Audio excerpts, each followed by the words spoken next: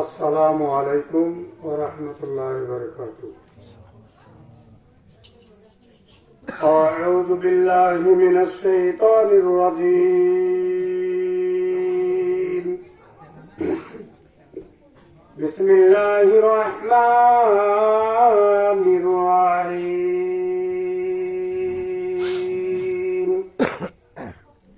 আলহামদুলিল্লাহি রাব্বিল আলামিন আর-রাহমানির রাহিম মালিকি ইয়াউমিদ্দিন ইয়্যাকা না'বুদু ওয়া ইয়্যাকা নাস্তাঈন ইহদিনাস সিরাতাল মুস্তাকিম صراط الذين أنعمت عليهم غير المغضوب عليهم ولا الضالين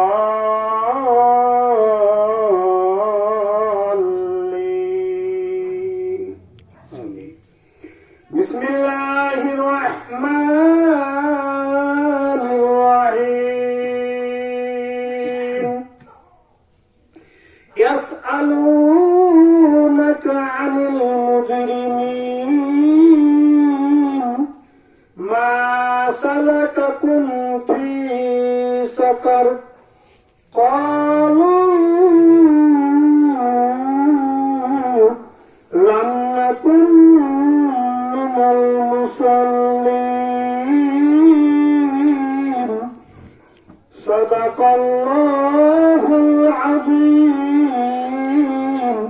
وصدق رسوله النبي الكريم ونحن على ذلك من الشاهدين والشاكرين أن الحمد لله رب العالمين. الحمد لله نحمده ونستعينه ونستغفره ونؤمن به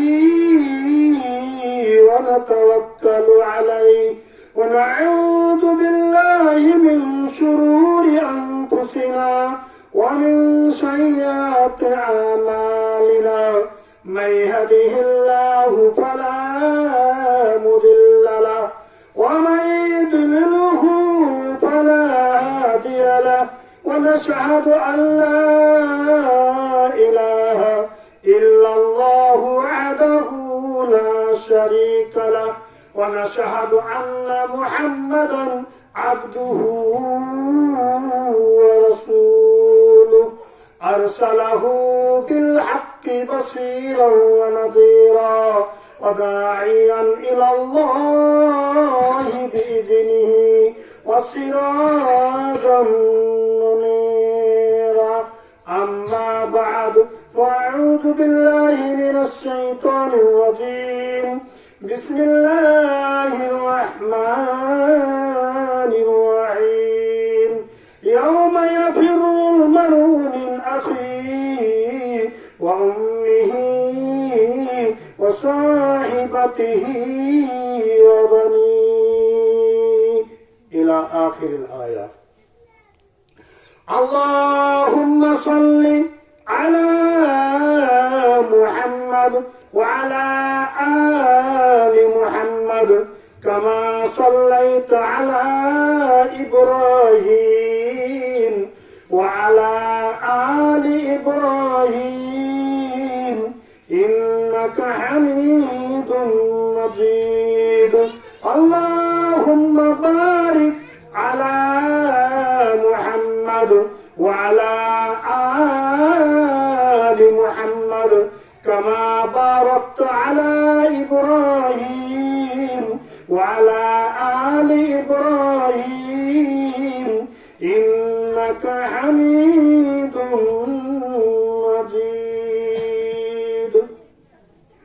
আলহামদুলিল্লাহ, সমস্ত প্রশংসা, হামদনাথ, আরাধনা, উপাসনা সেই আল্লাহ রব্বুল ইজ্জাতের জন্য, যে আল্লাহ রব্বুল ইজ্জাত বড় ভালোবেসে রহম এবং করম করে আপনাদেরকে তথা আমাকে একত্রিত বসে কিছু কথাবার্তা বলার এবং শোনার তৌফিক দান করিলেন। সেই আল্লাহ পাকের শুকরিয়া বা কৃতজ্ঞতা প্রকাশ করার জন্য সকলে একবার ভক্তির সাথে অন্তরের স্থল হইতে বলি আলহামদুলিল্লাহ।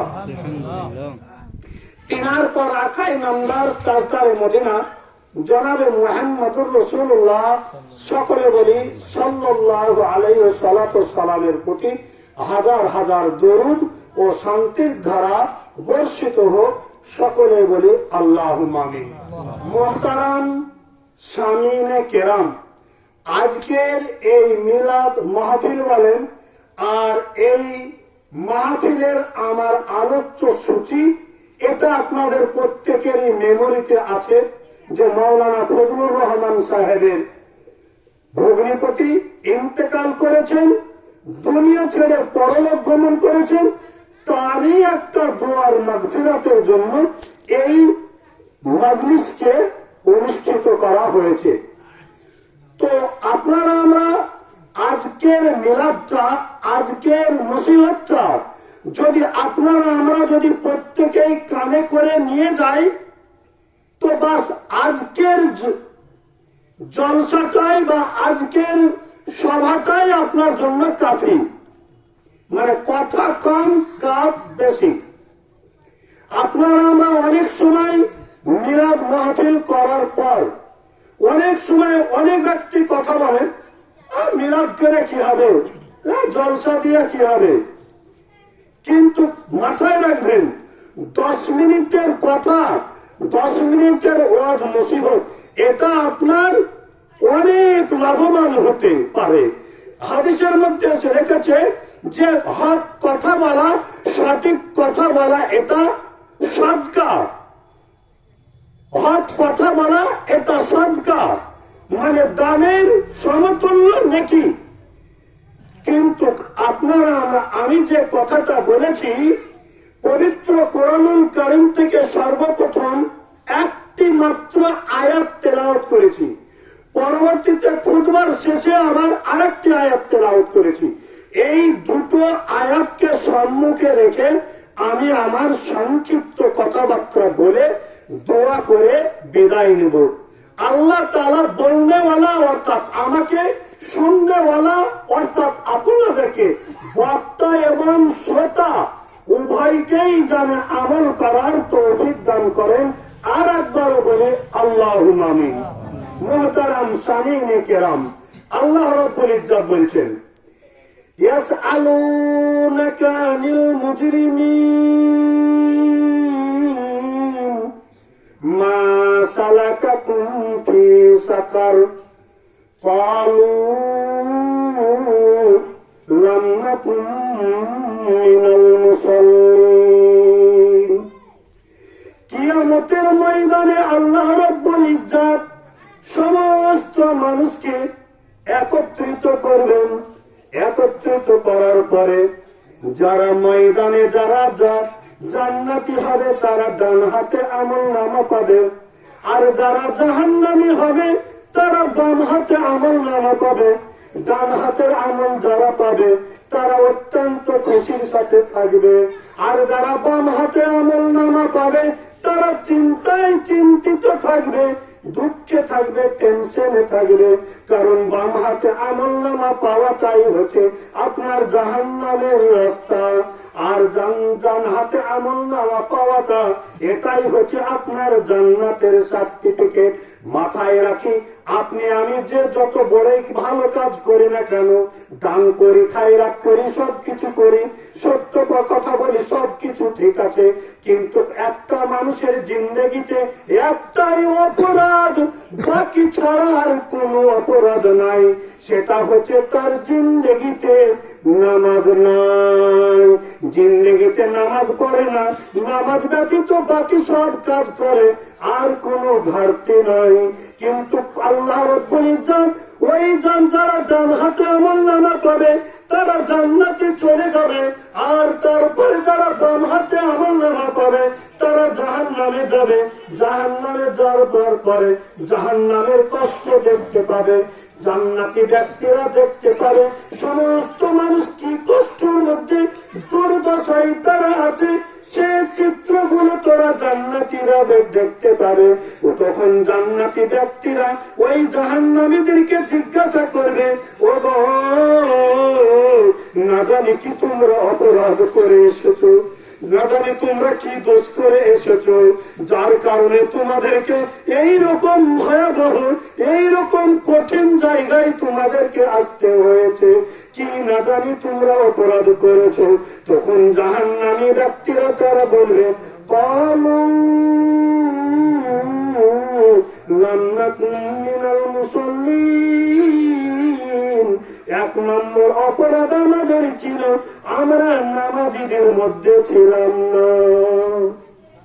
বুঝে আসলো একটা কথা?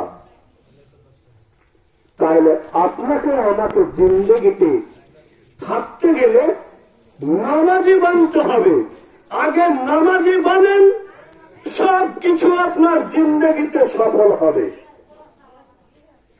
নামাজ নাই, দুনিয়াও বেকার, আখেরাতও বেকার। এইবার অনেক সময় অনেক ক্ষেত্রে অনেক ভাইরা বলে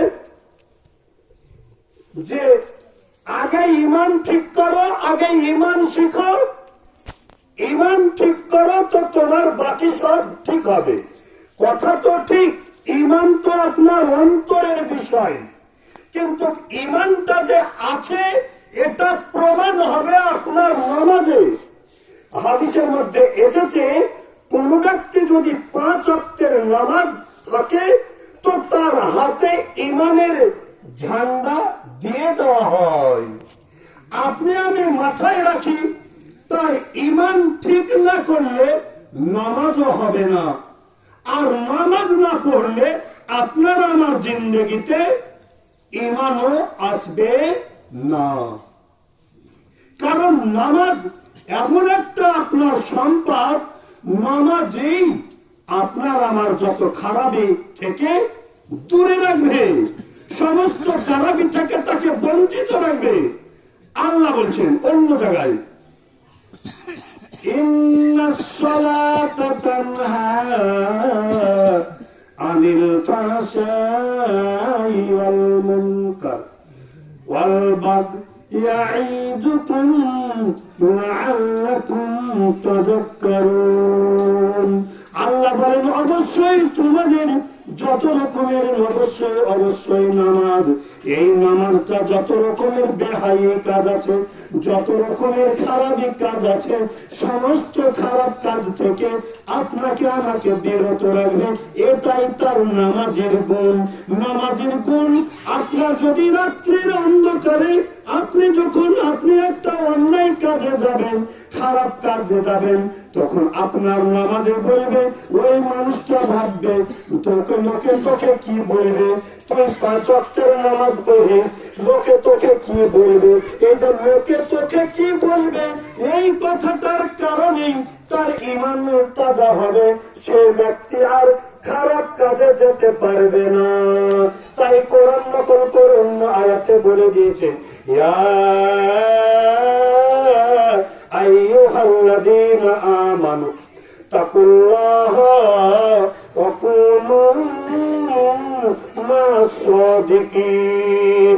আল্লাহ বলেন, বান্দারে তোমরা নামাজের সাথে নামাজ পড়ো, আর তোমরা আল্লাহকে ভয় করো, আর সত্যবাদীর সাথে হয়ে যাও। সত্যবাদী কারা?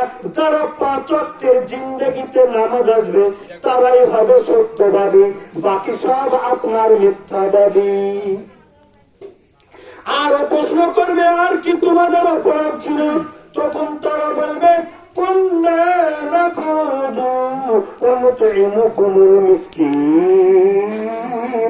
আমাদের আর একটা অপরাধ ছিল, আমরা ফকিরকে খাবার খাওয়াতাম না, ফকির দেখে ঘৃণা করতাম।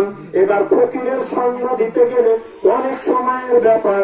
এক কথাই নবীজি বলেছেন, তোমাদের কাছে যদি কেউ ঘোড়ায় চড়ে যদি চাইতে আসে, তাহলে তুমি তাকে পারলে তুমি তাকে কিছু দিয়ে বিদায় করো, আর যদি তুমি তোমার ভান্ডারে যদি না থাকে তাহলে তুমি করো ভাবি কালিমাতুন তাইয়িবাতুন, মিষ্টি কথা দিয়ে তুমি তাকে বিদায় দাও।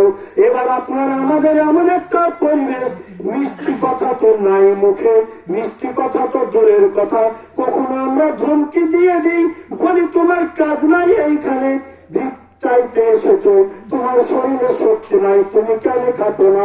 এইরকম আপনার তো কথার আঘাত দেওয়ার কোনো দরকার নাই। আপনি মন গেলে তাকে দিবেন, যদি তা না দেন তাহলে তাকে মিষ্টি কথা দিয়ে বিদায় দেন। এটাই নবীজি বলেছেন। ভাবি কালিমাতুন তাইয়িবাতুন, মিষ্টি কথা দিয়ে তুমি তাদের বিদায় দাও। আর কি অপরাধ বলেছে? আর একটা অপরাধ, আর আমাদের অপরাধ করলেন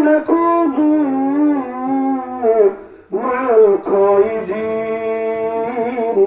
আর আমরা চায়ের দোকানে, পানের দোকানে, আর বিভিন্ন মোড়ে মাথা জায়গাতে, বিভিন্ন জায়গায় আমরা বদবদ করে বলতাম, আর কে খারাপ কার কথা নিয়ে সমালোচনা করতাম। এটা আপনার আমার বিধানের খেলাফ। নবীজি বলেছেন, বান্দা তুমি নিজের দোষগুলো দেখো, তুমি নিজের আত্মসমালোচনা করো। হাদিসের মধ্যে নবীজি বলেছেন, মান আরাফা নাফসাহু ফাকাদ আরাফা রাব্বাহু, যে ব্যক্তি নিজেকে নিজে চিনতে পারলো সেই ব্যক্তি আল্লাহকে চিনতে পারলো, আর যে আল্লাহকে চিনে নিল তার সব কিছু চিনা হয়ে গেল। তাই না? আল্লাহ যদি চিনে ফেলি আর কিসের দরকার? আরে কথাই বলে না, মিয়া বিবি রাজি তো কিয়া করেগা কাজী। আল্লাহ যদি আপনার রাজি হয়ে যায়, আর কার রাজির কি দরকার? কোন দরকার নাই। আর কি অপরাধ? নবীজি বলেছেন, আল্লাহ বলেছেন, ওয়ানুকাযযিবু বিয়াউমিদ্দীন। আমাদের আর একটা অপরাধ ছিল, সেটা হচ্ছে আমরা সেই অপরাধটা হচ্ছে আমরা কিয়ামতের দিনকে মিথ্যা মনে করতাম। এই মিথ্যা এটা মুখের দ্বারাই বলিনি বটে, কিন্তু আপনার আমার ব্যবহার, কৃষ্টি কালচার, আপনার আমার ব্যবহার বলে দিয়েছে এটা মিথ্যা। যদি আপনি আমি অন্তরে গ্রহণ করে নিতাম, তাহলে আপনার আমরা প্রত্যেকেই নামাজি বেনে যেতাম। এর আগে আমাদের পূর্বের বক্তা বলছিলেন যে আপনার আমরা ফজরের আযান হবে, নবীজি আল্লাহ রাব্বুল ইজ্জতের ডাক আসবে, হাইয়া আলাস সালাহ, এসো নামাজের দিকে, হাইয়া আলাল ফালাহ, এসো কামিয়াবির দিকে, সফলতার দিকে। কিন্তু আপনারা আমাদের ব্যবহার বলে তোরাই চালা, আমাদের আর কি দরকার?